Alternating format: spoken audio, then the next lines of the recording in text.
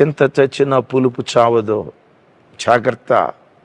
నీ పాత స్వభావాలు కొన్ని ఉన్నాయి. పాత స్వభావాలు కొన్ని ఉన్నాయి. ఒకప్పుడు అక్రమ సంబంధం నీ పాత స్వభావమా? చచ్చే వరకు జాగ్రత్తగా ఉండాలి ఈ విషయంలో. డ్రగ్స్కి అలవాటు పడిన జీవితమా? చచ్చే వరకు జాగ్రత్తగా ఉండాలి సుమి.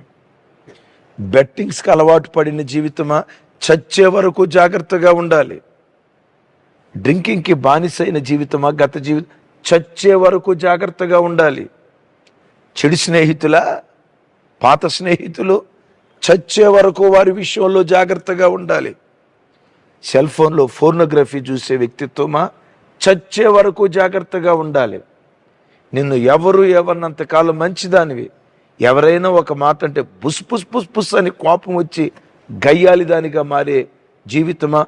చచ్చే వరకు నీ పాత స్వభావం విషయంలో జాగ్రత్తగా ఉండాలి. ఏ రోజు సిలువేయాలి? క్రైస్తవుడు ఏ దినం సిలువను ధరించాలి?